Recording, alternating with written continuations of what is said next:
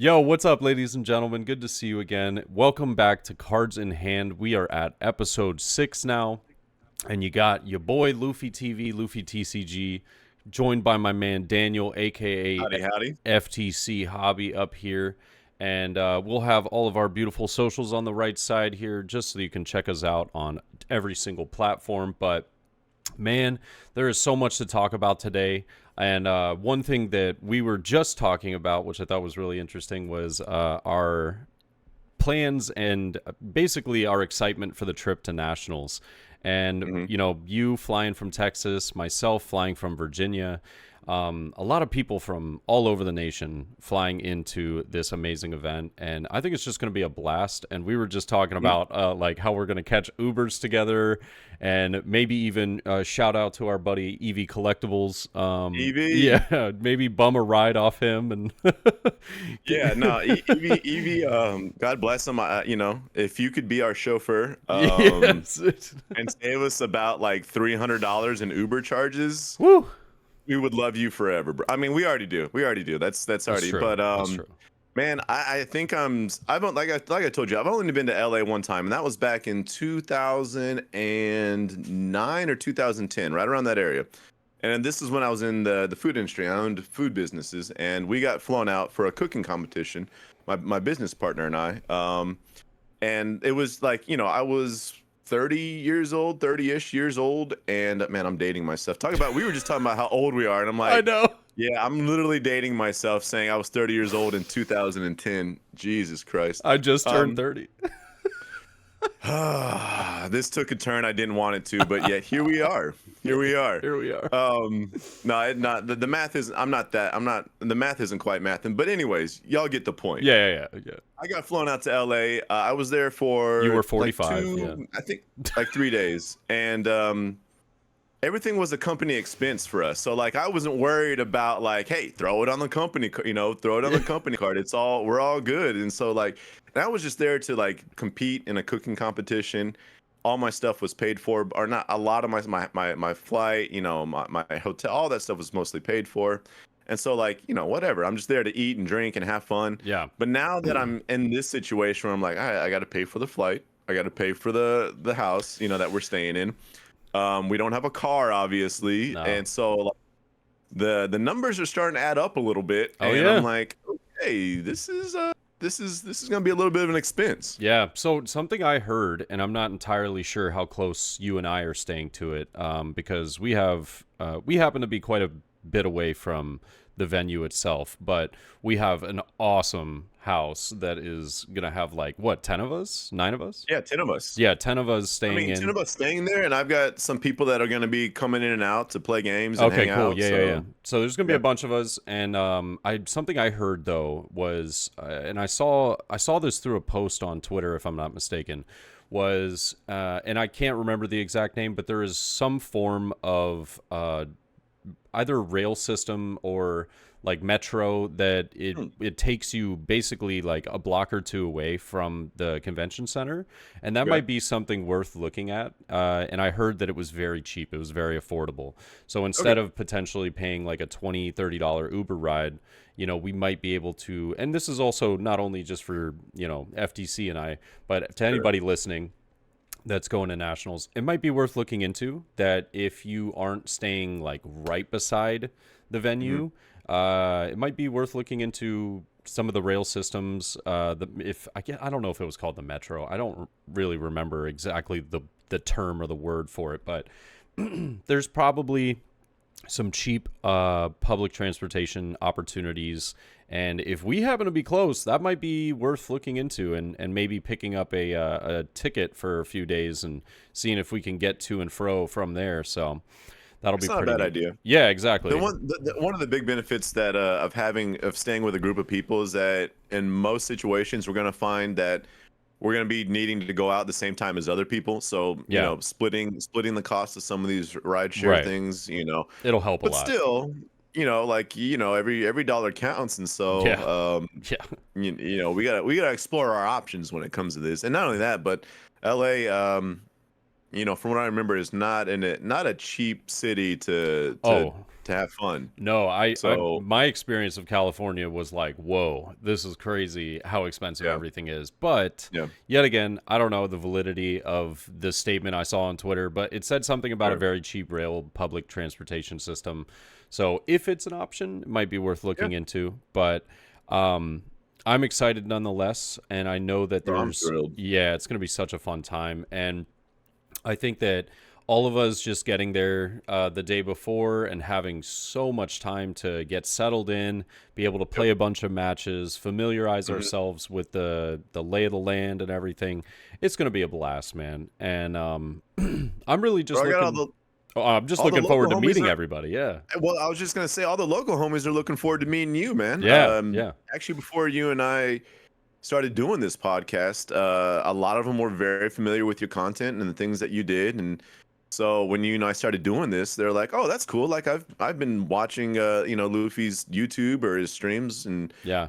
so I got a lot of the local homies. They're like, "Hey, that's awesome that he's gonna be crashing with us, hanging out, and they're anxious to hang out and meet the infamous Luffy TV, bro." Dude, infamous indeed, not famous, infamous. But let me tell you a funny story. So I go to locals the other day, and the beauty is that we've been seeing a bunch of new players coming in Dude, to One Piece. same, and same. and I'm so thrilled about that. Yes, It's yes. like there was a place that I play.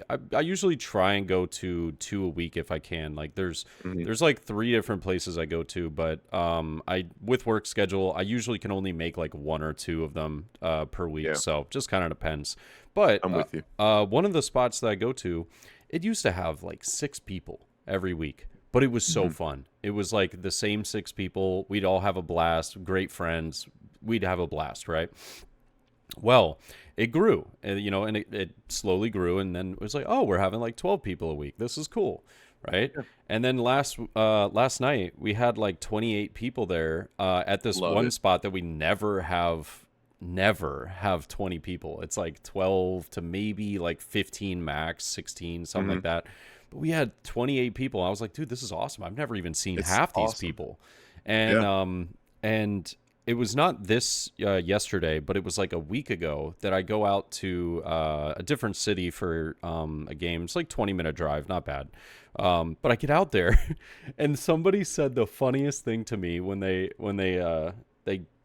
rolled up and they were like, "Oh, are you the Luffy TCG?" I was like, "Yeah," like because it's on the Bandai app, like who your opponent is. Yeah, yeah, yeah. And I had my stand up to record the match, and they were like, "Dude, you're famous," and I was like, "What do you mean?" It's like, I'm not famous. And they were like, No, "Dude," man, I'm they were like, telling you. they were like, "No, all my friends in my friend group know you," and I was like, "Where are your friend group then? Like, why aren't they Yeah, playing?" yeah, And he was like, yeah, "Well, we usually just play at home," and I was like, "You guys should come out. It's fun. yeah, Like, come and for play sure. some games, man."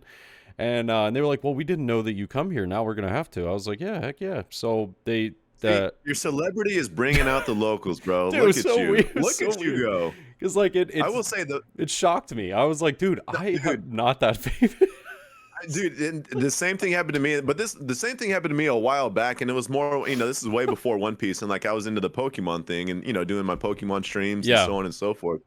And I'm walking out of a GameStop, and with my son too. I was walking out of a GameStop, and as I'm walking out, I hear FTC, and I'm like, Yeah. first of all, no one in Austin, like no one calls me FTC, like Right. local. I mean, now in the One Piece scene, they kind of like jab at me, like, oh, FTC, they just kind of like make. Yeah. But like all of a sudden, I'm like, who in the heck? And I turn around and it's like, hey, I'm so and so, and I watch all your streams and da da da da da. And my son is like, how does he know? It was kind of like a proud father moment where I was like, like, yeah, Yeah, your he's, dad's kind of a big deal. yeah, kind of a big deal, no, People know nothing me. like that. But it like it was a very flattering, just like the recognition of someone being like, hey, I consume your content and I really enjoy it. Yeah. And just being out in public and someone like recognizing you, you're like, oh, so that's what that feels like. That's actually kind of cool. Yeah, to me, my thing was like I knew people would recognize like Eggman if he was walking around anywhere. I 100%. was like, Yeah, yeah. this dude's like he's basically got his face in his video, like every video, every stream, whatnot. 100, yeah, Like yeah. a lot of my videos, I'm not really in it. I only You're post doing us a disservice. stuff out here. That's a handsome face. But it's definitely one of those things that I have like certain videos that I am in though, but my live streams I'm always there. So I was like, dang, I'm actually like recognized. This is weird, you know? And it was so cool. It was a really cool experience, and Yeah. just getting to meet the person. Yeah, I mean, it was kind of wild actually. Shout out shout out to David and Angelo. Nice. Both of those Nice. guys, very cool. But yeah, I think just the whole experience of going to Nats, and like there's a bunch of people that have been telling me in my Twitch chat that, you know, they're excited to meet up and like hope to get a game in, and I'm hoping to get a game in with everybody, but it's not realistic. It's like It's tough, man. yeah, it's like I probably end up. I'm hoping, fingers crossed, that I'm like matched up against every single person in the side events. I'm like, please, Right. yeah, Right. or else I'm gonna get like some angry messages when I get back, like, "Yo, why didn't you play?"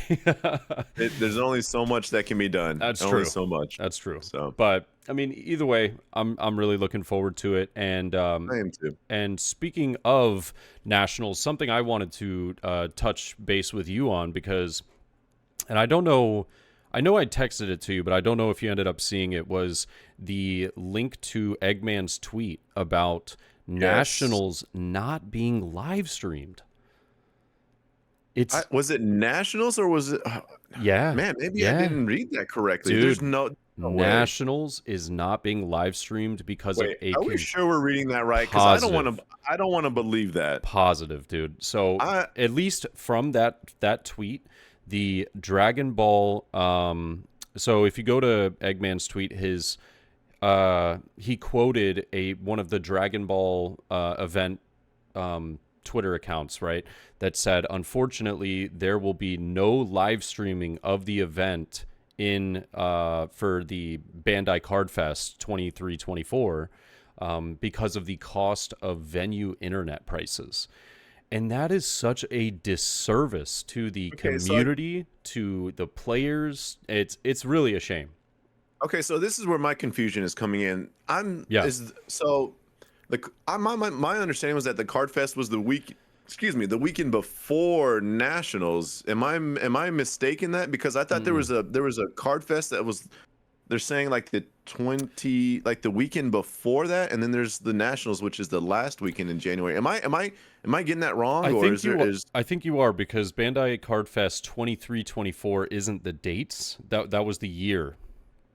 I'm an idiot. No, you're good. I'm an idiot. You're good. Yeah, no. I literally thought those were like when they put January 23, 24. I thought those were the literal dates. No, it's of the January. 27th and the 28th, right? Because I thought it was a little weird. I was like, why are y'all having a Card Fest event? It felt off, but I was like, okay, cool. So apparently this convention center is going to have Digimon, Dragon Ball, right. One Piece, and what's that other one that everybody was like, meh? Battle Spirit Saga. Yes. So BS, they're going to have all of BS. So there's those four. Shout out to Battle Spirits players. Yeah, shout out Battle Spirits players. How do we get on here and just flame people? I'm sorry. I don't know. But those four are going to be the event, right? And apparently the venue costs for internet were too steep. Like, I have multiple problems with this. It's not only that the venue itself, right, having too much cost of like internet prices or whatever, right? As a TO or as a organization that's making your largest event in North America, right? How in the world were you not able to like secure sponsors for like the thousands of people that will be attending, not only the thousands of people that would be watching, and the recorded content afterwards? Now, mind you, I did find this out, that even though it won't be live streamed, it will be posted as a recording. So the matches will be recorded. It's not the same. It's not the same. So like people will be looking out for content creators' posts, no doubt, because they're trying to figure out if they can't attend nationals and they can't view any sort of stream or any sort of happening, then they're going to be like, who got the win, what happened, what were the placings, blah blah blah, this, that, and the other. So that's where I know that for a fact you and I myself are we're gonna have to be going around and talking to a lot of people as well as other content creators to find out, Oh, get all the information out so that people can get it. And that's why I do really recommend, guys, we always have the social medias over here.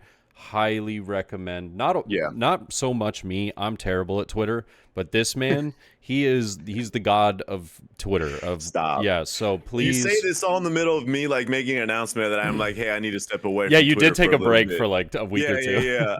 But I mean, there is some truth to that. Twitter is definitely my home. And I've somewhat cultivated a community around Twitter. So, I probably will be I just need room to breathe from Twitter for right now.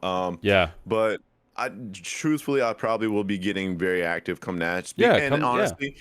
And this is actually, and now that this has been confirmed and I'm hearing this is like making me want to get involved and help relay the word as much as possible to everyone who's interested in this. But like this is like a monumental fumble. Like I agree. I can't wrap my head around this. I agree. Like I don't care. I mean, Bandai is a massive company, and like here in US we see Bandai do its thing, but like in Japan and like internationally, like this is like Bandai is just massive. Okay. And when you say that, with Japanese having their massive productions and then we don't get one?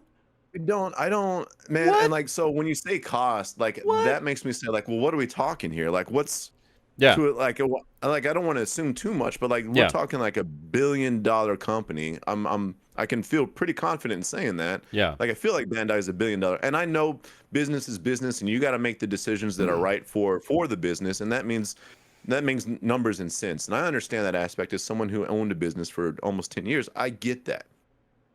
But the amount of, if you want to talk about striking when the iron is hot, when it comes to One Piece TCG, the iron has never been more hot than it is right now. It's molten lava. It is molten lava. You can form this like the One Piece TCG is literally clay in the hands of Bandai right now, and they literally, it is up to them to decide the future of this TCG, because it is a rocket ship right now. It is you and I were just talking about how like my locals are packed with brand new people playing the TCG. Yeah.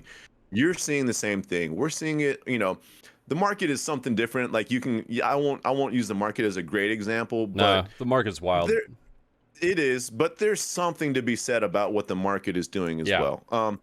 But you want to talk about like striking when the iron is hot, and you are not streaming the biggest TCG event that this card game has seen, while it is in the most maximum amount of popularity right now, is mind-blowing to me. I like what, and not only that, like not only for like, all right, let's think about it. Like for the people that want to watch it and draw people in and get people engaged, that is huge. And another aspect of this that can't be overlooked, and like I don't want to say this like selfishly, but like when I start thinking about like business decisions when it comes to this kind of thing, this affects content creators as well. Absolutely. And I don't mean just like content creators like you and I. I'm talking like content creators that use these platforms as a launching point to establish their content. You got people like Will to Win Gaming. You got people like Cross AI. You got other, you got like people like my homie Vampire. These people all generally tend to do really well within these massive tournaments, and thus they spin that into getting a name within their content creation, right? Yeah. And so it's like a launching point for them to do well in these tournaments, and then those high rankings, then we look at to them to say, all right, well, this is someone I can trust to have a good, like a solid opinion about. And so like you're removing their ability to strengthen their brand, right? And to like really like cement themselves. And a lot of the time these people are, for the most part, but like when you have a national platform to be able to even grow it further, and it's getting denied by you, like that hurts, man. Like I would be frustrated as someone who, if I was in the status of this, say like Will or Cross or some of these other really well known content creators that are also very good TCG players. Yeah. I'd be really hurt by that, man. And like I mean, Eggman as well. Like having Eggman comment, like he's probably competing, but you get where I'm going with this. Well, It's he like, will be now because I actually enough. I talked to him about this probably a month ago. Honestly, was I said, "You're like, yeah, are you going to be doing the commentary for the Nats? Because like, who else would do it? Like, Right. it would be you. He's the guy. You're the guy. He's the guy. Like, you Yeah, are yeah. the man. You know." Right. And he was telling me, he was like, "Yeah, I have no clue. I have not been contacted, or there's been no discussion of it. Blah blah blah. This, that, and the other." And it just makes me just like, I don't know, just so shocked to see the fact that they're not going to be doing a live stream for the most massive event of the year. And I really do hope that they don't fumble the bag in future finals championships, because isn't there supposed to be another one in the fall or something? I believe that the roadmap is that there's supposed to be another one in the fall. But Got you. if they fumble the bag on that one as well, it's just going to be so disappointing. And I just hope that if they need to learn a few lessons here. And the lessons are, one, if that venue is going to cost too much, do it elsewhere, right? Do it maybe somewhere central. Do it somewhere maybe East Coast where it might be a little bit cheaper. Maybe in Texas. Maybe not the most populated like city in like the country. You know, might be a fine idea. Like crazy enough, I don't think it's the most populated, but it's probably like one of the top 5, or if not the most populated city in America. But and then on top of that, you are sitting on the biggest cash cow of card games right now. If One Piece was printed like Pokemon, oh my God, it would still be flying off the shelves.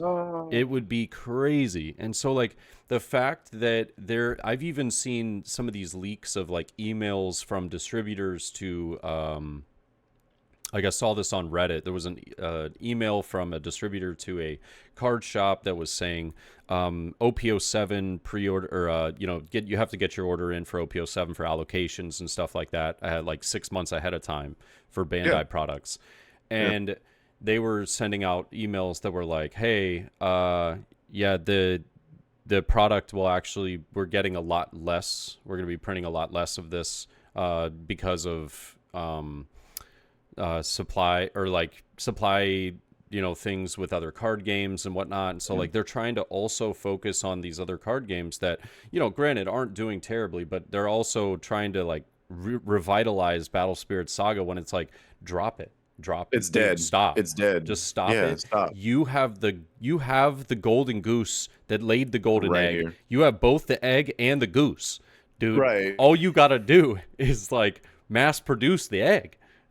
So, and like, here's the thing. I don't want to. And then you would never have to worry about internet costs. No, I agree. Well, and like, so there's a couple things that I want to kind of expand on that, because as someone who works with, I've worked with a lot of different card shops. I actually currently am employed by a card shop, and I'm partnered by a card shop, and I tend to get a lot of I know how the back room works kind of thing. I get to see how these things take place, and so like I kind of see how the meal is made type thing. Yeah. And this is not to say that person who shared this on Reddit is wrong, or they're doing anything malicious. No, yeah.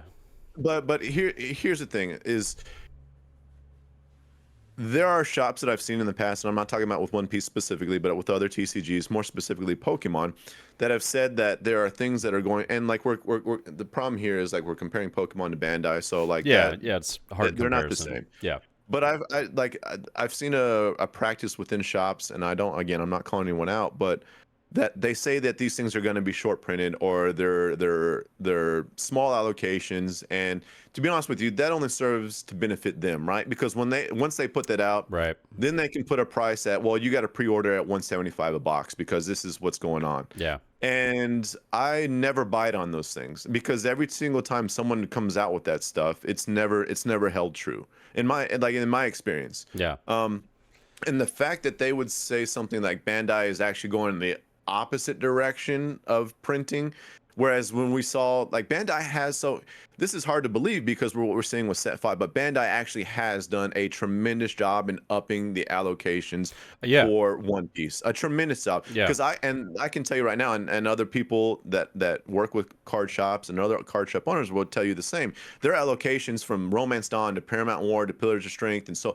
hmm they've all it's a huge upward trend for what they've been receiving. yeah. So like when I hear like, oh, set 6, set 7 is gonna be shorter, I'll be honest with you, I don't believe that. I Mm. truly don't. I Now, respect that. is there gonna be a higher demand than what there used to be? Yeah, 100%. And so like you may get the feeling that there's gonna be short printing because the demand is growing incrementally. yeah. But in terms of it being on Bandai's end saying we're not gonna have as much, I don't believe that at all. Um, that's just where I'm at with that. Yeah. As far as like a business aspect is concerned, I mean, if you're selling cookies and, you know, your cookies start taking off and people want more, you're going to make more cookies. Yeah.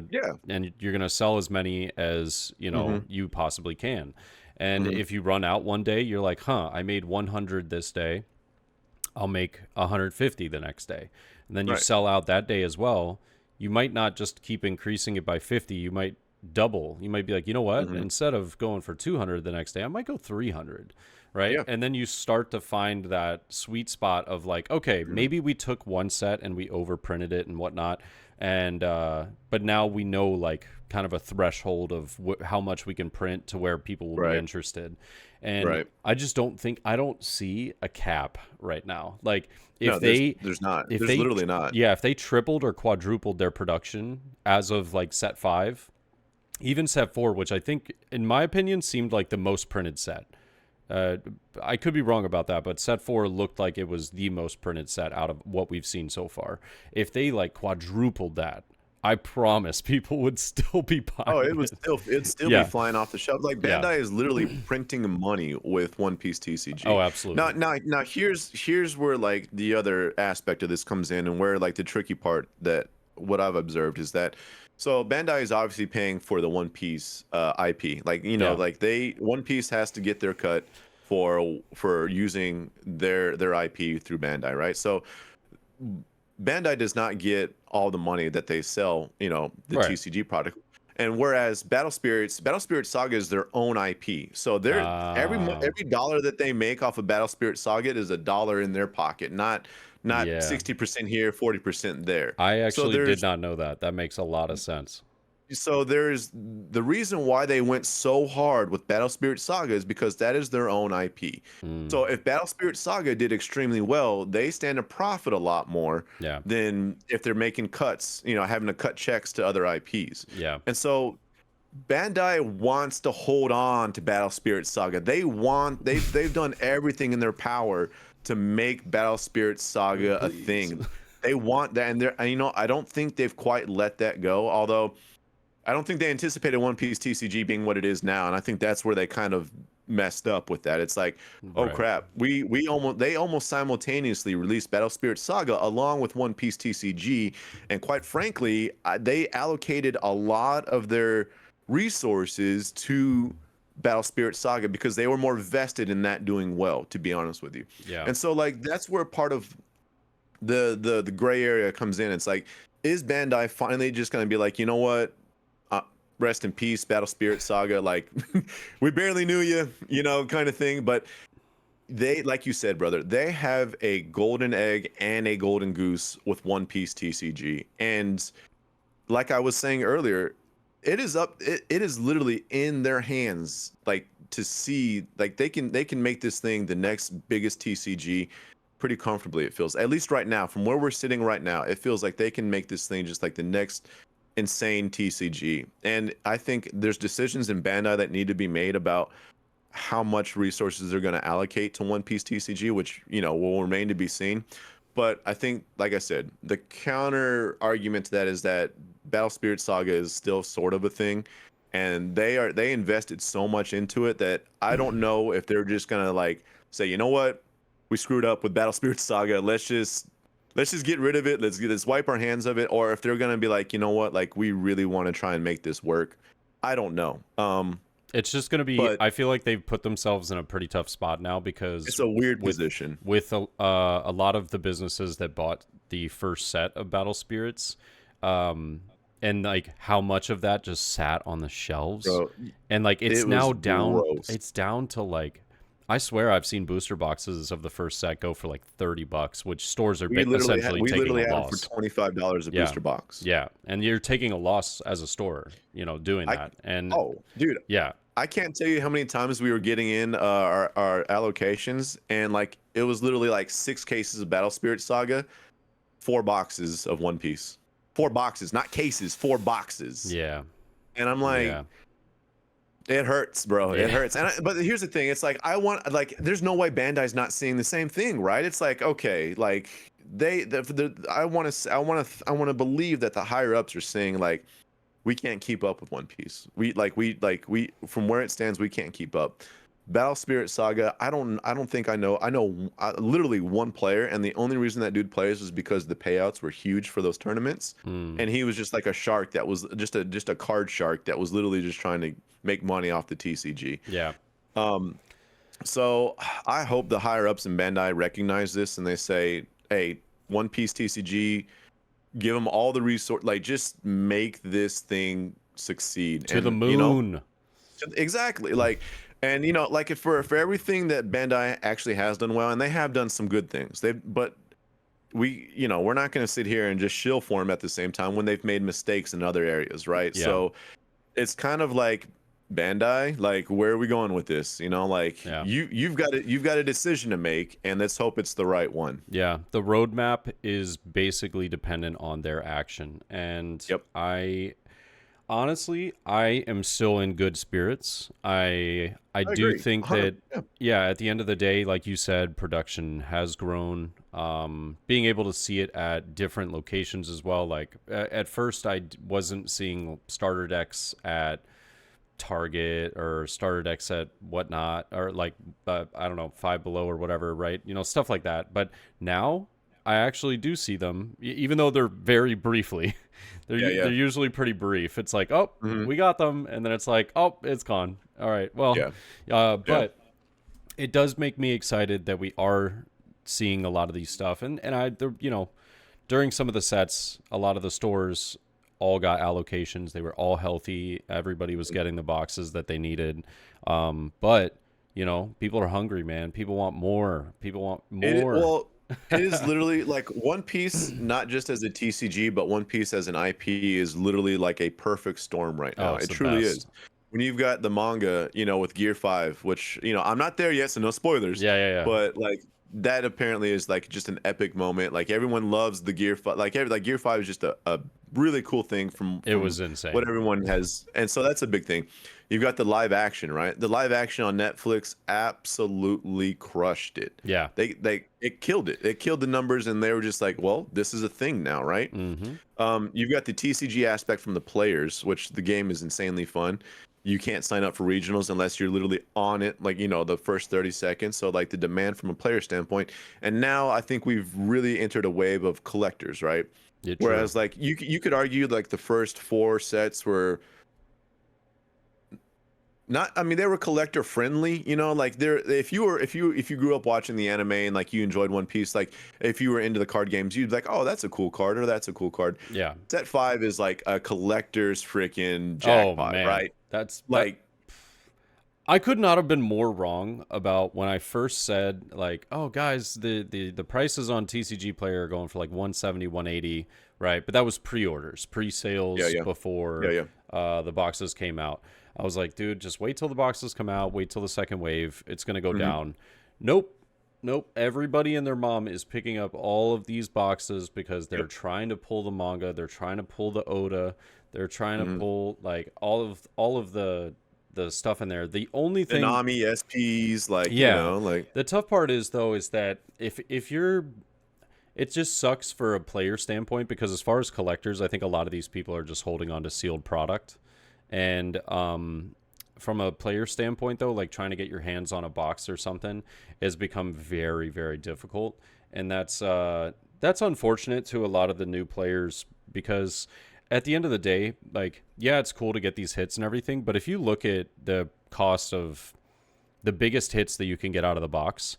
Like, no matter what, the price of the box being at 280, or I think it's 280, like 250, 280. It's crazy, bro. It's like 250, 280.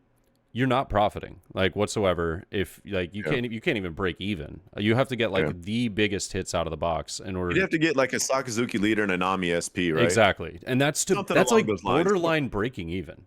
That's well, Sokka's like 115, Nami's up to like 215. So oh, is she 215? Okay, so you're making a little bit of money, but like you're borderline breaking. But the point still stands. You could pull a Pika alternate and a Kaido a secret, not even an alternate secret, and that's your box, bro. Yeah, like, that's your box.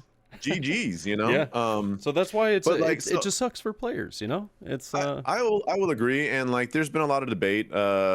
Before I kind of logged off Twitter for a little while, that was kind of a topic of discussion and a popular one, and I think it's a good one, and we can kind of address this, and if you want, we can kind of talk about the market in a lighter sense.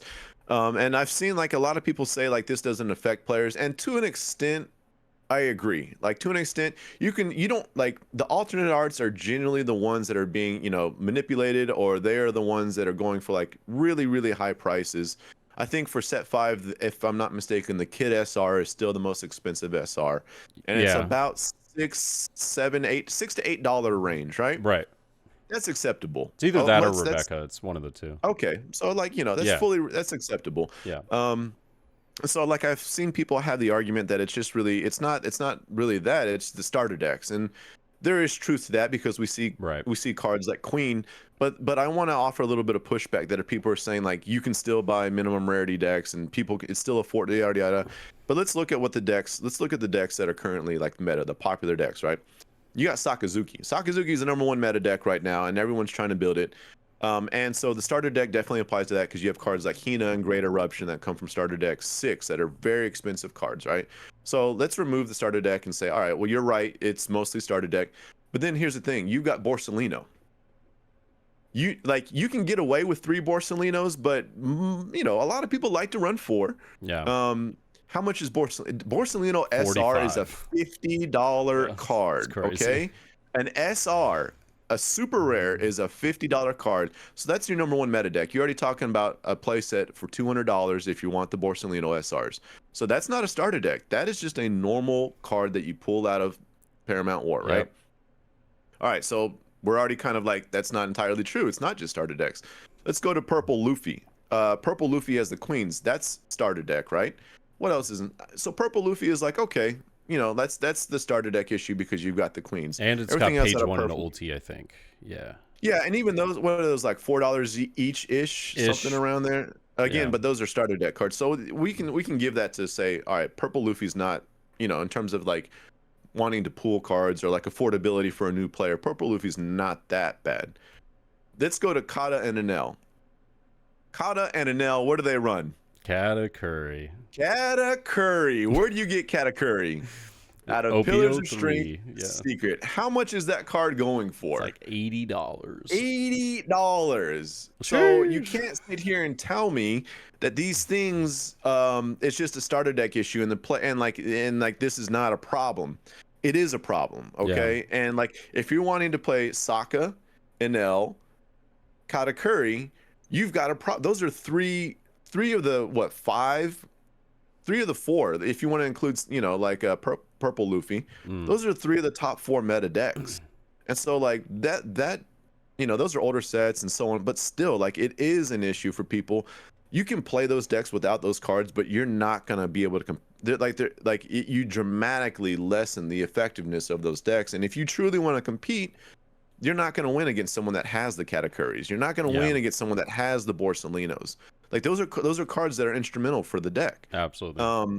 And so like that's where the pushback comes from. It's like, oh, it's not really affecting players. It is affecting players. Yeah. And speaking of not only the boxes but the starter decks and the necessity for a lot of these cards and the reason why they've jumped so highly in price, I was thinking about this the other day. What would be the solutions, right? And the obvious solution is reprints, right? So you put out more product, whether it's more product of the booster boxes themselves, OPO 3, 2, 1, whatever, right? starter decks 1 through 7, whatever, right? Mhm. You get some reprints, you get some more product out there. That's great. However, the likelihood of a lot of these booster boxes being like mass reprinted is probably not so high. So Yeah. like, what are some other solutions that can be done? And I've thought of a few. And let me get this real fast. So, Yeah. For example, tournament packs, right? Yeah. You have tournament packs. Like in this tournament pack, you can get the 5-cost Rush Luffy, right? Right. How many versions are there of the 5-cost Rush There's like Luffy? 5 or 6 of them. There's a billion. It's insane, right? So Yeah. we don't need that. Stop giving us Don't this do that. starter deck 1 card. We Don't do want that, man. other starter deck cards. Yeah. So Yeah. in future tournament packs, include Queen, include Yep. Borsalino, right? I actually Include- love that idea, Ian, Yeah. because then those tournament packs are going to the players that need those cards. And then they're not hollow, so it still keeps the rarity of the cards that you actually pulled from set 2. I like this. Right? I like this this. is a fantastic idea. You can also get winner sets of these really cool SRs. like this.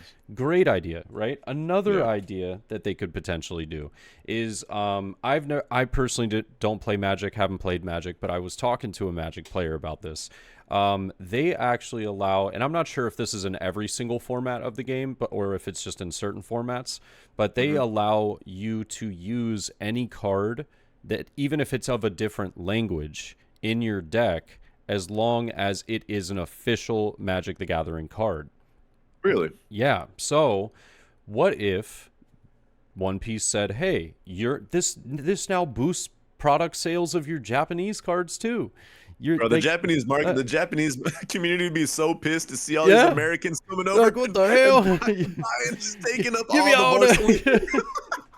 But I'm just saying, like, it's a thought. It's a thought, right? So, like, It's fair. maybe even if you just allowed that for, like local tournaments, maybe not official tournaments, but like I mean, local tournaments, you could say, hey, you can use Japanese cards. And obviously, like local tournaments, they make their own rules at the end of the day. well, that's But- the thing. It's like, Yeah. if you want to, like, if my opponent wanted to play with the Japanese card, Yeah. I don't give Dude, a damn. I don't dude. care Like, either. But yeah, if someone's sharking you over a Japanese card, I'm gonna tell you right now, they're not in it for the right reasons. But man. I did go to a place, like one of my 3 shops I normally go to. One of them, somebody had proxy cards that they were using. So they didn't have, I actually think it was 8-cost Katakuri.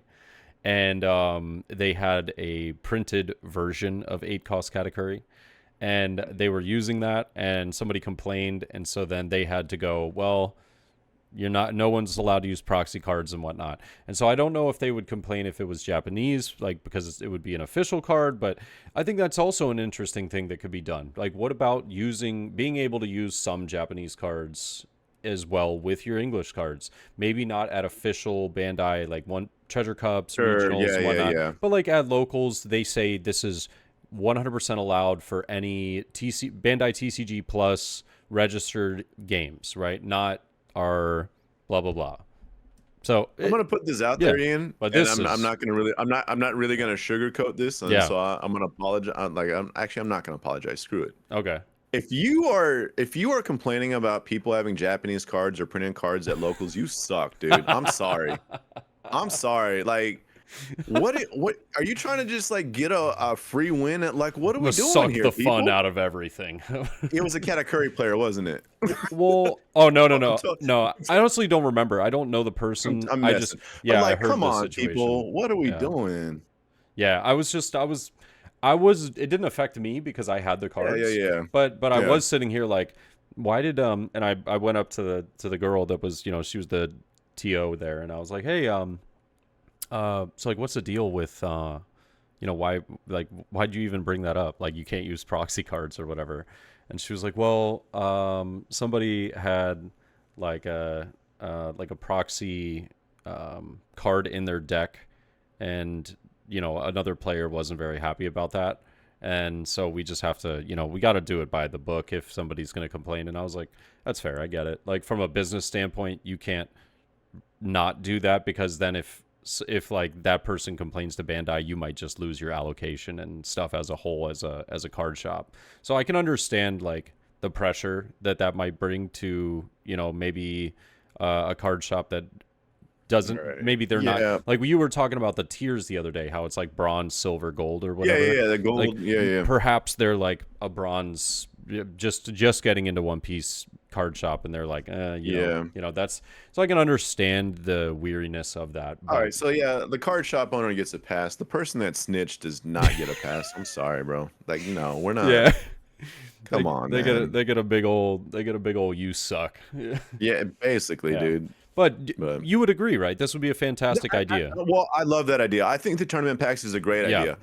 Because to your point, those cards are getting to the hands of the right people. And I'll be honest with you, I get tournament packs all the time. Yeah. And all my local group, my local scene is an amazing local scene. So if we had a new guy on and we all just ripped our tournament packs and they were Borsalinos and a dude needed a play set of Borsalinos, the dude's leaving the card shop with a play set of Borsalinos, right? And so like I love that. I think that's an amazing idea, and honestly, I think that is probably the best solution that Bandai can come up solution. With. Like, I agree. The best solution would be reprints, if I'm being honest. Yeah, but this logistically, so I don't. Easy. Yeah, I agree. Logistically, I don't know how fathomable that is. How workable that is for Bandai. Oh, do you know what I actually had another solution, dude. I was in the lab cooking up solutions to this. Yeah. So the other solution was something similar to two things. One, something similar to EBO1, but basically it's a very cheap booster box that is going to be it's basically going to be just a bunch of reprints of like, so let's say they get to OP10, right? And they're like, hey, there's a bunch of cards in OPO1 through OPO10 that people never got their hands on, and we do see that they are hard to get. So what we're going to do is we're going to release a new booster box that will have all of the like bunch of different cards from OPO1 through OPO10, and then you can rip them and you can still get, but we'll put like new alternate arts or new pulls or something like that, but you can still get the base set cards. You know what I mean? So there's precedence for this already, because this is exactly what Pokemon did. At the end of Sword and Shield era, there was a special set called Crown Zenith, and Crown Zenith, they did exactly that. Crown Zenith is like 90% playables for Pokemon cards that needed to get it reintroduced into the market. And so it's just like a flood of super playable cards for Pokemon that are within that set. But to what you just said, they made them shiny. They make them pretty. You've got alternate arts of these versions, and so you're making that appeal to. It's like, all right, we're appeasing both the collector and the player. The player is going to have the cards that they need to play. The collector is going to have really shiny cards for them to add to their collection. Everybody's and that's happy. Actually, I think that's a win-win as well. So another good solution would definitely be that. And I got one more. Let's hear it. So you remember back in OPO2 where you would open up the box and there was a revision pack and it had 5 cards in it. Dude, revision packs, but it's not, we wouldn't call it a revision pack, but basically it would be this TCG needs to survive pack. Yes. Help out everybody pack. Emergency pack for One Piece TCG. New player, get cheaper card pack. Yeah, it's exactly. No, but it would be a great idea. Like, they got rid of box toppers. That sucked, right? They got rid of. I agree. They got rid of the. Well, they only did the revision pack once, but the revision pack was to correct some of the wordings on starter decks 1 through 4 cards, and now. Right. Now dude, just do the same thing. Just throw in 1 extra pack. It has a bunch of cards in there. It would not only help out so many people that are trying to get their hands on these cards, but it would also like correct the market a lot, because then people it would destroy the market. No, I mean, destroy the market in a good way. No, in a it good would way. correct it, because you would have 2 separate Borsalinos to be bought. You would have a Borsalino or a Queen that's from like, that's all they have to do is from this pack they put like a stamp on it, or they put like a different artwork or something like that, and it's like, boom, you've got different Queen here, and then you go oh, boom, different Borsalino, and it's like it's such a simple idea, and it would help out a lot of people. And I understand that, we're still very early into this card game, so there's still a lot of, like, I think we're all to a degree a little impatient because, I mean, Yes. realistically, like, some of these cards haven't even been out for a year, Right. and it's like, okay, they're going to get there. They're obviously Right. going to get there. Some of these reprints are going to come, but I just think Right. that everyone knowing what the solutions could be is very important, because then Mhm. we as a community can talk about it and hopefully bring the attention to Bandai for these needs and wants from, Yes. players, collectors, and everything as a whole. I agree. I think and those all those solutions are spot on. I couldn't agree more with those. Yeah. Um and like we're at a time where there's an influx of new blood into the scene. Yeah. And people are playing, they're having a great time, and like I'm taken back by it all, to be honest with you. Like, like when I got into playing at about midway through Paramount War. I've been collecting since Romance Dawn.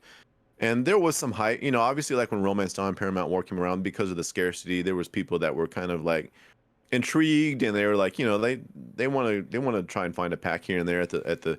But where we're at now in comparison to where we're at a year ago, I'm like, I always believed in the One Piece TCG because the card quality, the game, like Yeah. my heart has always been in it. And so, like, I'm not that surprised because it makes sense, but I will say that I did not anticipate it being this, like, chaotic almost, like, Yeah. Jesus, Yeah. this is, and you could argue that some of it's like artificially, like, artificial from what we're seeing with the market. And I would agree, but like, I think generally speaking, at least my observation from not only social media, but my observation in real life with seeing the locals expand as much as they have, Mhm. man, it is just they just can't keep up, man. They just can't keep up. It is tough. I think that Yeah. there's so much hype for it, and like even some of the, you coming from Pokemon obviously know of like really really big YouTubers like that put Eggman like down on the lower on the totem pole, like like Leonhart and other Oh yeah. people like them opening up packs and doing a lot for the Pokemon community, right? Those Mhm. guys even opened up One Piece, man. Like all of those guys. Leonhart did. Yeah, Leonhart he did. did. That's And what I'm Leonhart, getting at. Yeah, he pulled the sign Luffy. that's crazy. Like, dude. And I'm like I'm totally that gif, like, why couldn't have been me? Yeah. Like, it should have been me, Yeah. like, what? I think it's super cool though. You have like big, really, really massive YouTubers on the platform also interested in the game and realizing that other people are massively interested in this as well. Like not only pulls, but gameplay, news, excitement, everything. It just becomes really exciting to think about when you realize like how big this is and how big it's going to be. And I think, from us talking about, all of these prior sets and all these prior things, and we just mentioned that the game's only been out for a year exactly, right? Right. We wanted to talk about this. What do we think were the most impactful cards of 2023? Yeah. What were the game changers? And I came up with like a small little list. I picked like maybe 2 per color. And I came up with just a small something. I didn't go like super crazy. I just thought that some of these cards were the most impactful. And maybe did you choose some per color, or did you just choose like some pure, like just a few? Yeah, I didn't go per color per se, because I think for the first year there were some colors that, I mean, truth being, every color is kind of, now that purple here towards the end finally saw some love. Yeah. Actually, Kaido was a big thing in set 1. Yeah.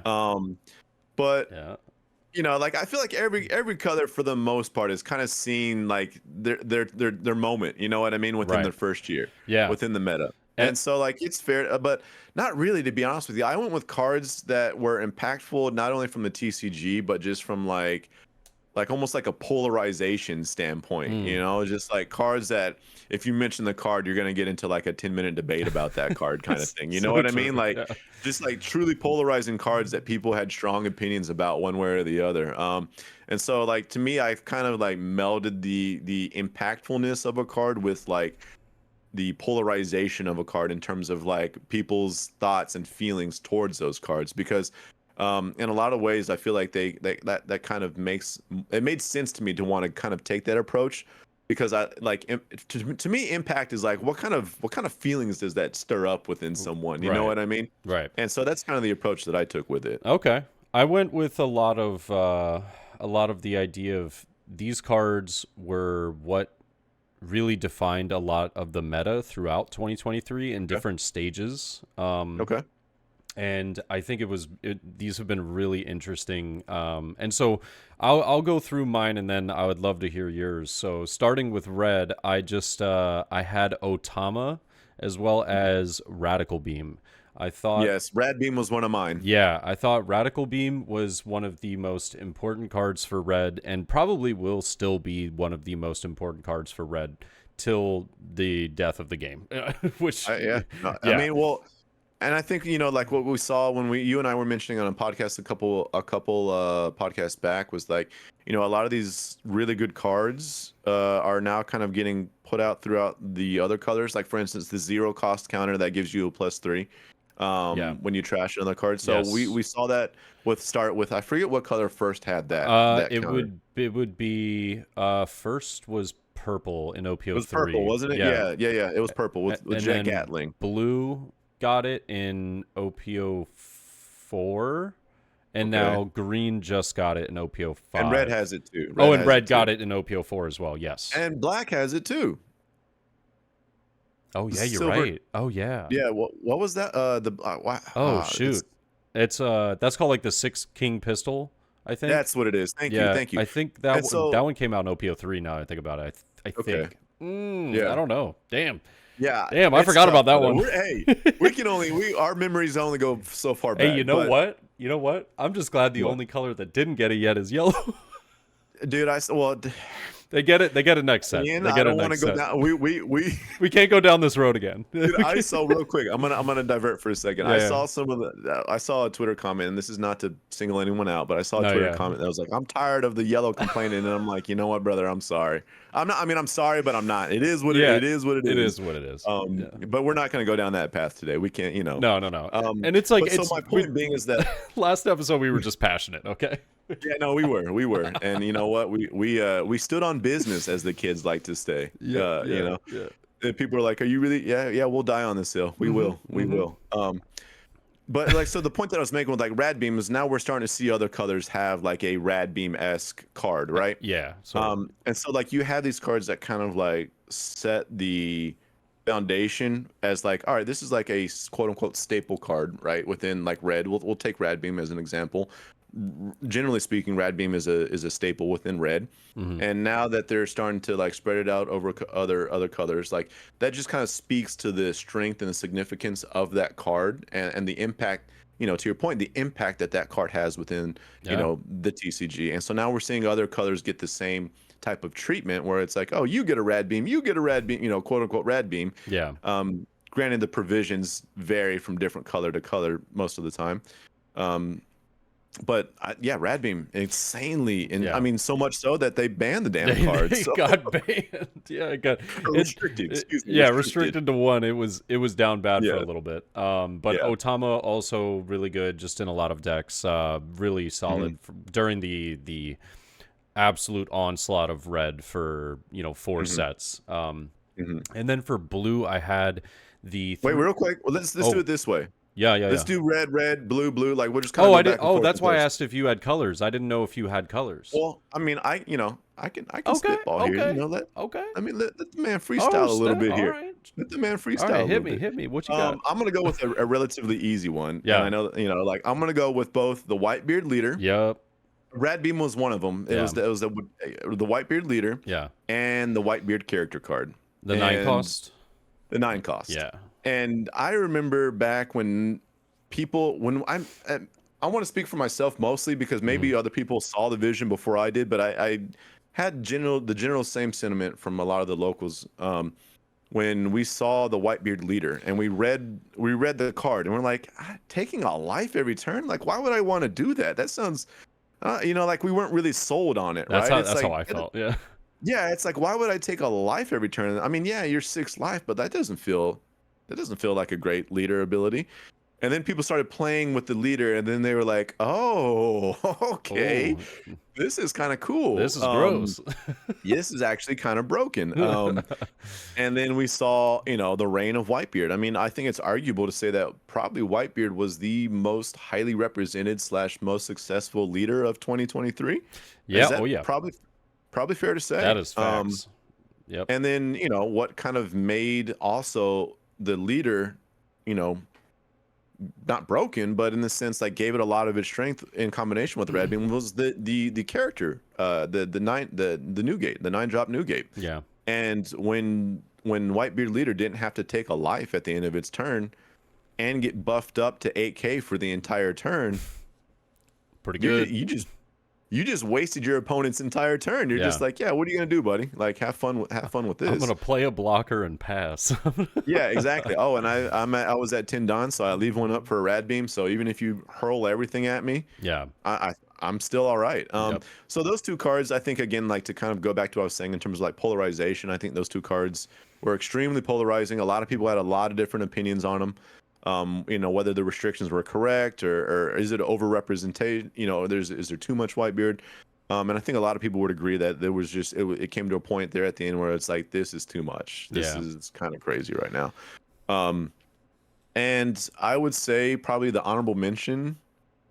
Who do I want to give like an honorable mention to with red? That's I'm kind of like thinking off the top of my head. There's a part of me that wants to say it's like Nami Searcher, Curly to Dawn. Yeah. Sure, and I kind of want to give an MVP to Rush Zoro though. I kind of do. Yeah. Yeah. A 3-cost 5k that rushes you is. Oh man, it's that one. It was tragic. Like, yeah, that card was. And I mean, even today, even everyone. Yeah, as someone that runs, red purple law kind of on the side, that card, I'm just like, every time I play that card, it just feels so good, man. I'm just like, yeah enjoy that rush, enjoy it. Take that hit to the face. Yeah, exactly. It's just a fun card. It's just a fun card to play with, and I think it's more so just like I really enjoy that card. So yeah, there's probably like a little bit of like my personal favorite kind of red. I feel you. But yeah, those would be my bigger picks for the impact cards for red. Okay. And I like it. I think it all makes sense. Yeah, Newgate was very polarizing, very strong for a really long time. And yeah, going into blue, I had the 3-cost Doflamingo blocker. I thought that blocker alone, just for people playing blue Doflamingo, but almost any blue deck, period, just being able to set up the top of their deck and organize essentially their next 3 to 4 turns, depending on card draw and stuff like that, was fantastic for blue. Or bottom deck them if they weren't good. Yeah, bottom deck them, start over, start a little fresh. And 3-cost Doflamingo blocker. I put these two together, but I said like 3000 Worlds Red Rock. Just that's where I was going. Crazy removal was so strong for blue. And then lastly, the card that I thought was so slept on. Well, looking back on it, I think it was so slept on in OPO 1, but then it became like, whoa, in OPO 2. Well, no, was it OPO 2? Maybe like OPO 3, 4 is actually when it started to become really important, was 9-cost Mihawk. Yes, man, 9-cost Mihawk was, that was crazy. That card now is like, that's solid. It's so good. Yeah. Yeah, it's so good. I think I kind of, as someone that played Blue Croc for a while, I fully agree with that. Yeah, just all of those. Yeah, I mean, I would agree with that. I would include probably, maybe not that much of an impact per se, but a card that we finally got to see some amazing utilization out of with the resurgence of blue was Miss All Sunday, the blocker Miss All Sunday. True. The fact that you could recycle event cards for blue, dude. Oh my.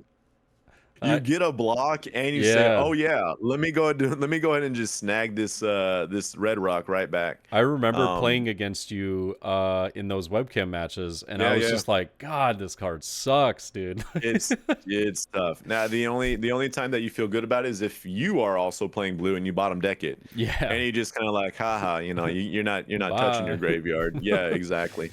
But honestly, I think you kind of nailed it on the head with those cards. Yeah. Blue is one of those. It's like we didn't really see blue. Might have been like trying to think. Probably the most underrepresented color for 2023. You think so? Um, I almost think that it was green. I really it's absolutely. Well, that's the other one I was like going back Yeah. and forth with. Is it green? Is it blue? The only reason why I'll say it's not is because red green law. Yeah, but And that's like, so that's like a red hey, deck hey, with hey, a sprinkle hey, of hey, hey, green. it's still green. Yeah, no. I mean, but actually, one of the cards, red green law, is going to bring up as the green card, and I'm sure y'all can all already guess as to which one that's going to be. Yeah, and that's what But I was gonna say is, and I guarantee we probably have the same ones. yeah, I put Bonnie and Law. yeah, yeah. Yeah. I mean, Bonnie and Law for sure. I do think There was that there's ACOS Kid when in OPO1 though was really good for I agree. yeah. I would even consider Okiku in there as well Yeah. because Okiku just feels like a bread and butter card for green. Ooh. Um, I forgot about that card with Odin in what was it? OPO 3? two, Or no, three. 2? Was it Kinemon? I think Kinemon was in OPO 2? The leader? two. Kinemon I leader. believe it was two. Okay, yeah. So, I forgot about Okiku and 8 cost Kinemon. Or no, Yeah. Odin. Yeah, that was crazy. Yeah, I forgot Yeah, about that. and so Kiku is just kind of feels like a bread and butter card for green and all the things that green is trying to accomplish. Yeah, You might even want to say like Punk Gibson. true. Another, Punk Gibson was kind of like green's Shockwave. Just like Yeah. was a staple. Like in every green deck, it was like you had to try and play around Punk Gibson as much as possible. Dude, that trigger Um, won games too. Like just being able to dude, rest anything. I anything? was Are like, you kidding me? what? I mean, in essence, if you can kind of construe it to almost be like a beige of sorts, right? Yeah, Where it's yeah, like you're not getting a swing out of that character. Like, good luck. yeah. But yeah, I would say that the toss up is definitely between green and blue because I mean, blue had Rebecca, but like, how many blue cards was Rebecca actually playing? Right. And then like blue had Ivankov had its moments, Yeah. for a while, but it was never like a top dog. No. And then Nami kind of like was a sort of a thing, but like not really. It didn't, there Yeah. was not really representation for Nami. I think And then Nami's you kind go, of weird now. It's interesting. Like, Nami is like a removal, like is because the Nami builds I've been seeing recently are like removal heavy, yeah. where it's just like four of the worlds and 4 of the red rocks, and like no matter what you play, they're just like get it out of here. Yeah. And then you've got what was the other? Croc. Actually, I think of all the blue, I think Croc was probably the strongest representation of blue. Yeah. Unless I'm just like blatantly I mean, Well, Queen. You got blue, yellow, Queen. Yeah. Oh, yeah. Blue Um, Yellow Queen was a big part, and yeah. So I mean, blue did its thing for a little while. yeah. I think But it just didn't feel like Doflamingo blue took was like it took a regional, if I'm not mistaken. it did. OPO one. Yeah. Yeah. That's fair. But it just felt like blue never really had like its like massive, Yeah.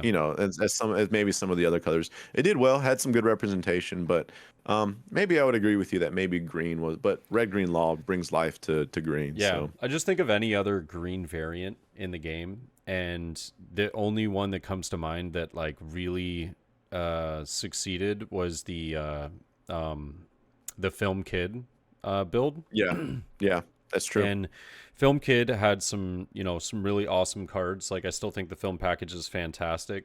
However, to a degree, it is just kind of lacking, like in the current meta. Like it, but in OPO 4 and OPO 3, it was solid, man. It was an answer to, you could do some answers to what was it, the Whitebeard meta. Well, green purple Dofi was very strong there for a while. Oh yeah, green purple. Yeah, shoot. Oh yeah, my boy. You played That's it. my What are you talking boy. about? Yeah. Yeah, Green purple Dofi was a very, very represented, very strong deck there for a few months. That's so funny because going into purple, I actually had Uta Blocker as one of the most impactful cards. I also had obviously Queen. Like I was gonna say Queen. Yeah. Can't not have Queen. And then Right. 9 cost Kaido. But yeah, those are the cards. Yeah, and now, like, yet again, this is all just 2023 we're talking about, because some of these cards are going to be we haven't even mentioned are going to be insane in 2024. Like for Yeah. OPO6, the 10 cost Doflamingo is going to be nuts in that Perona deck. Is that a Perona thing? Okay. Yeah, it's going to be Okay. very Dofi family orientated, using Baby 5 to search. 10 cost Doflamingo comes out, stops the whole 9 yards. Oh, that's why Baby 5 is like $40 freaking or something. It jumped after Perona won that CS in Japan. Yeah. It was crazy. So Okay. yeah, but Uta, Kaido, and Queen are what I put for purple.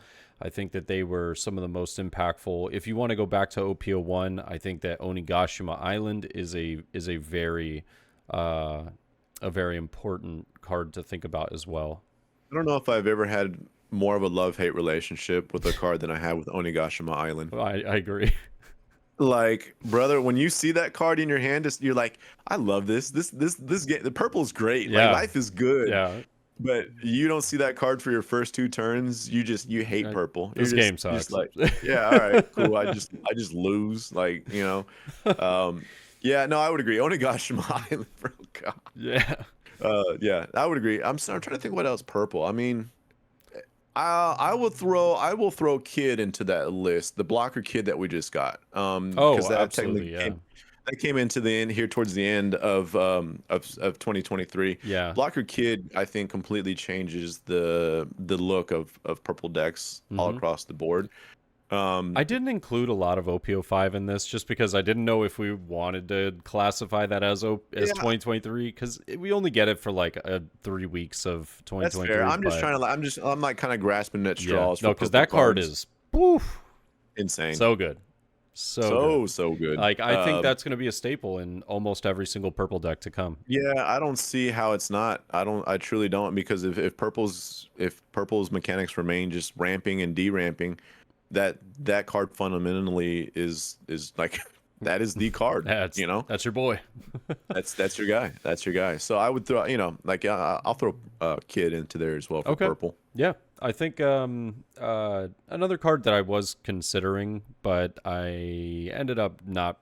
I didn't really put it in there just because I think it was only impactful for a very small portion of 2023. Was Judgment? No. I was actually thinking the 7 cost Kid that came and started at 10. The Dawn -1 plus 1,000 to your leader. I didn't really think it was super impactful, so that's why I didn't include it. But I think it's a very interesting card, and I think it's got a lot of potential for the future as well. I like that card a lot. Yeah. I agree. And then black is like probably the most obvious choices in the world. Borsalino, obviously. Borsalino. Yep. Kuzan, obviously. But I would say, I would argue both 4-drop and 10-drop. Both very impactful in some smoker lists, but also in Lucci lists later on into the meta. Zephyr for 10-drop. Yeah, Z as well. Or for both of them, actually. Zephyr for both of them. But then also Sabo. I think Sabo probably, I think arguably was, I know I'll die on this hill. I think it's actually better than Borsalino. I think it's the best blocker that black got.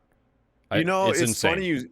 It's funny you say that, because I was actually looking at my Sakazuki build, and I think I was at 3, then I went back to 4 Borsalinos, and I think I'm currently at 4.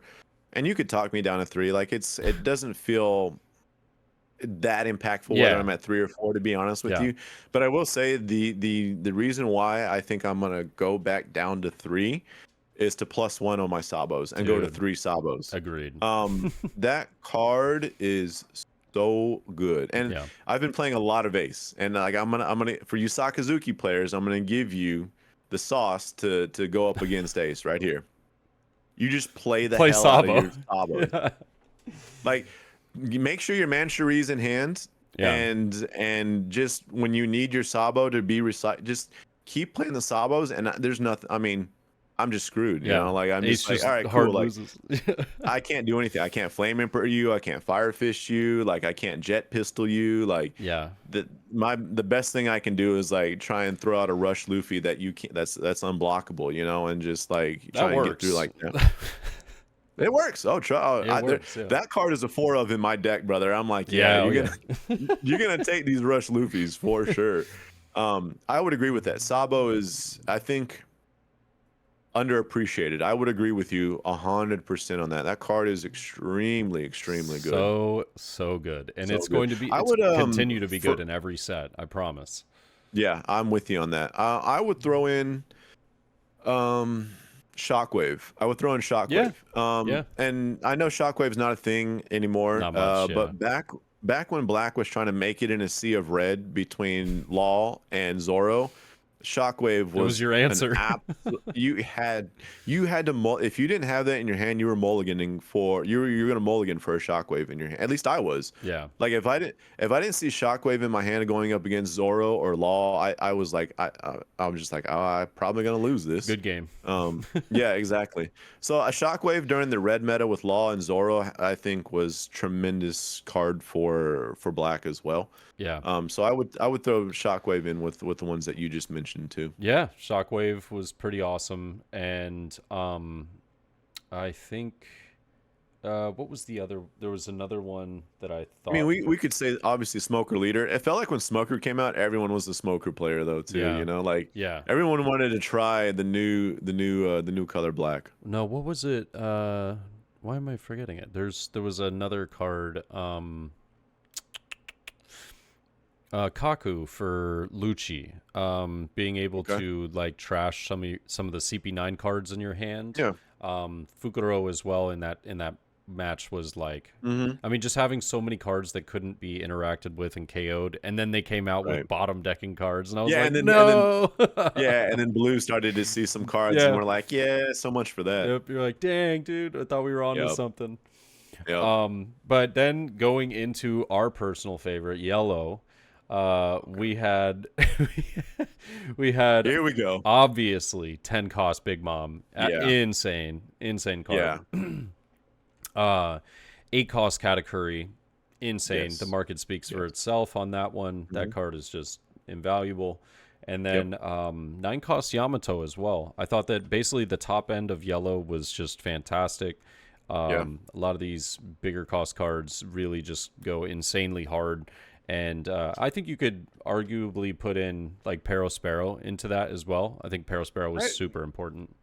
My mind goes to Sanji, to be honest with you. I would probably go with Sanji. I think the argument can be made for either Perospero or Sanji, but I think Sanji might have a little bit more impact. In my personal opinion, I think Sanji might be just slightly more impactful, but Perospero again, I mean, I think the only reason why I'm saying it is because, again, I'm kind of including the set 5 meta is that both Enel and Katakuri run Sanji, whereas Enel does not run Perospero. There is a Big Mom variant of Enel, which is really interesting. And I got cooked by it one time. I was like, uh-oh. And then, but I got him back. Like, but it caught me off guard. I was like, oh shoot. Yeah, that's fair. Yeah, that's fair. I think another one as well. And this card has you know what's funny, in tournaments had the most impact of any yellow card, which is crazy. Is Capone Beige. Yeah. That card literally won so many tournaments for yellow. It was crazy. Like at least in the last like 2 months of the game, it was single-handedly the nail in the coffin against the opponent.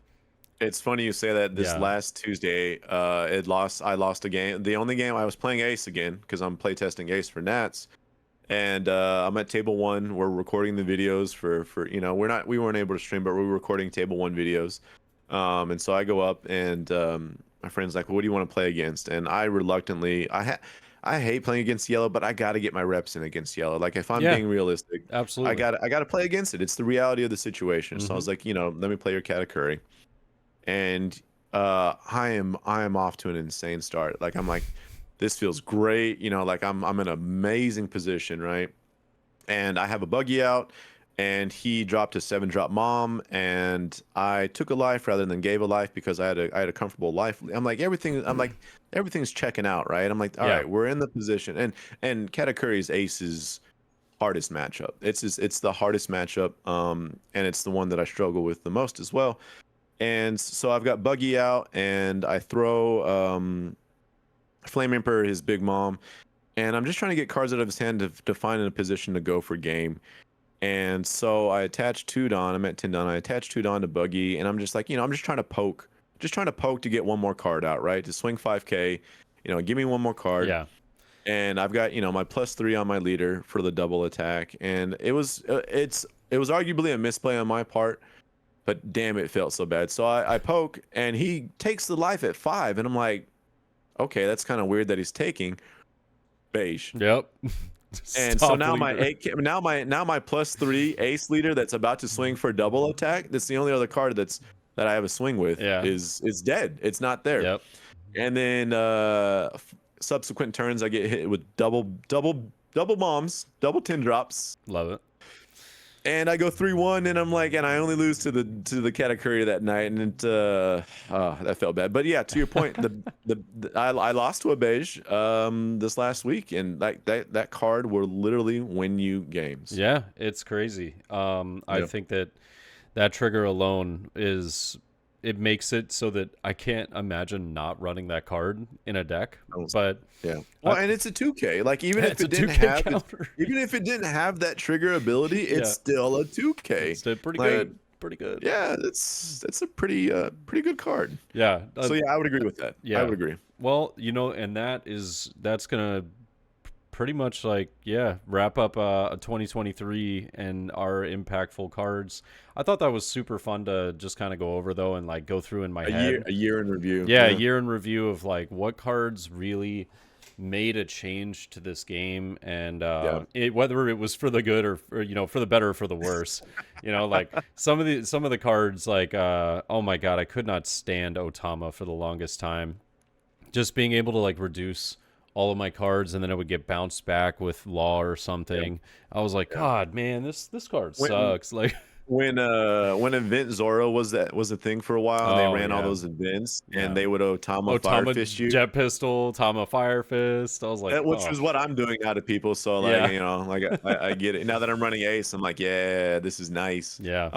But I can't tell you how frustrating that was to knock 2 cards off your board because they reduce reduction and pretty big cards too. No kidding. All because you hit them with a -2K from the Otama, and you're slapping 2 cards off the board. So yeah, I'm with you. And I couldn't tell you how many times I played up against Blue Doflamingo, and they'd slap down that 9-cost Mihawk and get rid of any card that I had on board, and I was like, why am I even playing?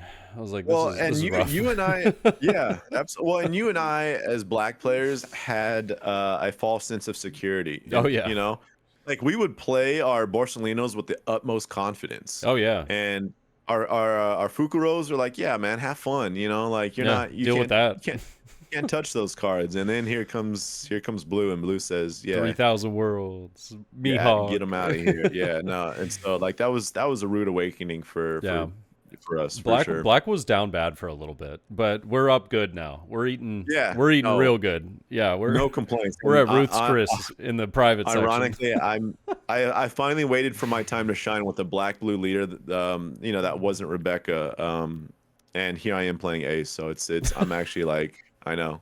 I'm actually like, what is going on? But I'm not gonna lie, Ian, and we'll kind of we won't drag it out. But like, I'm a hipster when it comes to this kind of thing, and I'll admit that. Yeah. When I see everyone playing, you don't want to play deck, I don't really want to play it, and it sucks because that deck right now is Sakazuki. Yeah. And here's the other thing. I freaking love playing that deck. It is so much fun. See, that's where you and I are exactly the same, but I will play it because of how much fun it is. So like I mean throughout OPO 1 and through 4, the only meta deck that I played was Zoro, and that's because I sucked at the game and I was trash. I was like, I gotta figure out. Smoker was meta.